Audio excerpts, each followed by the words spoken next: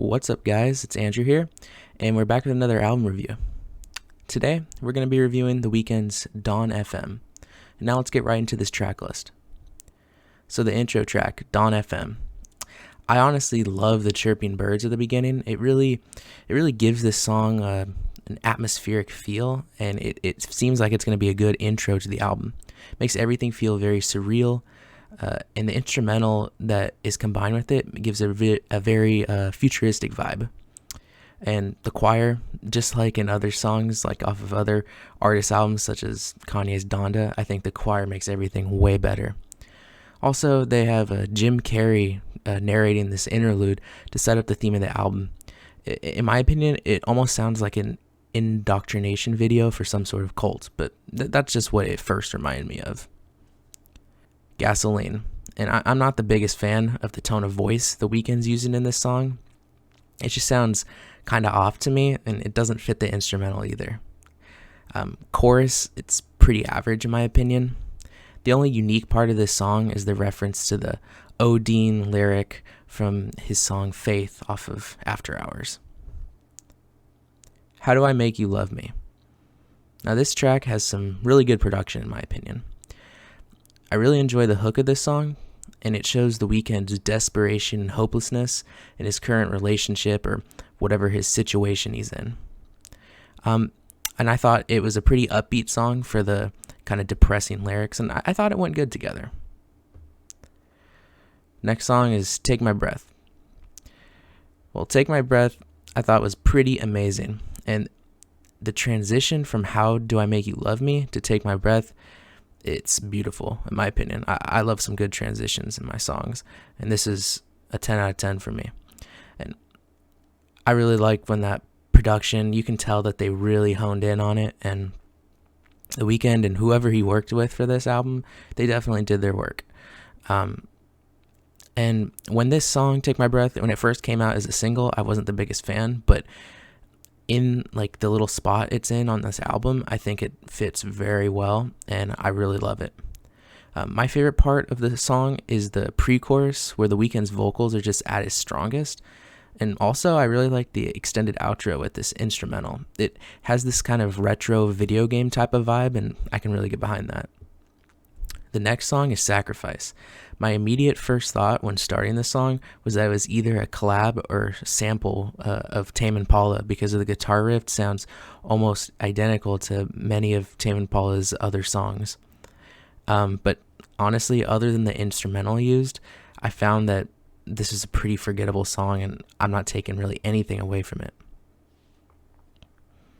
A Tale by Quincy. So our second interlude or narrated part of the album. And this is just an interlude. It gives us some context to why The Weeknd is the way he is. The interlude is narrated by famed producer Quincy Jones, where he reflects on his troubled upbringing and how that deeply impacted his relationships with women. This definitely ties to The Weeknd's constant themes of failed relationships throughout much of his music, and kind of gives us an insight to why The Weeknd continues to make the same mistakes. But I also feel like it's kind of a cop-out, because I mean, if you continue to make these mistakes, at some point you should be able to recognize them and fix them. So, I don't know. I kind of thought it was a little cop-out, but whatever. Out of Time. Out of Time has a super cool vibe to it due to this sample.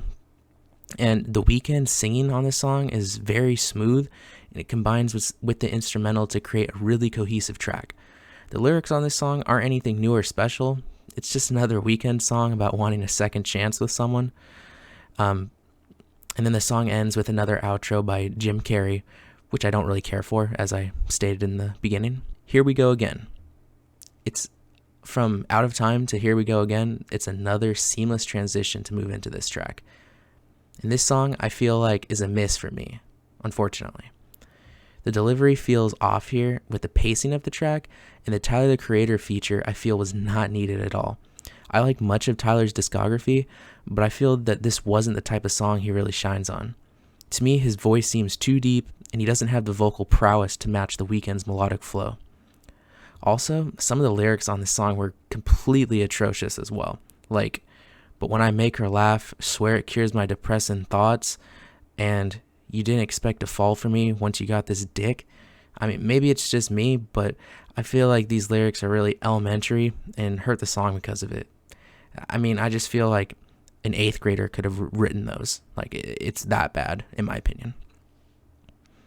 Next song is Best Friends. This song has 0 redeeming qualities.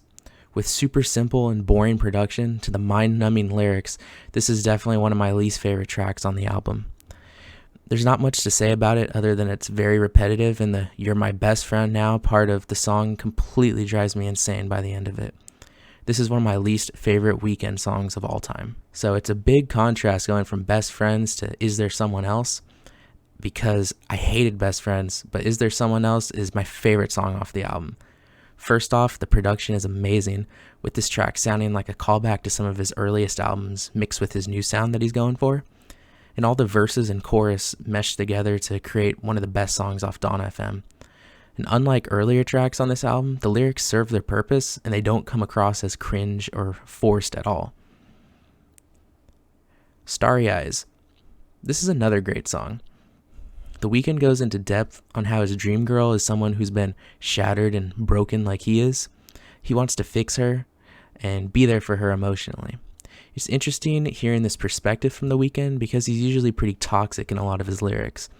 And I thought this song was also really unique in the way that it has no chorus, it's just one long verse. And this is probably my second favorite song on this entire album. And this is one I'm definitely going to be coming back to.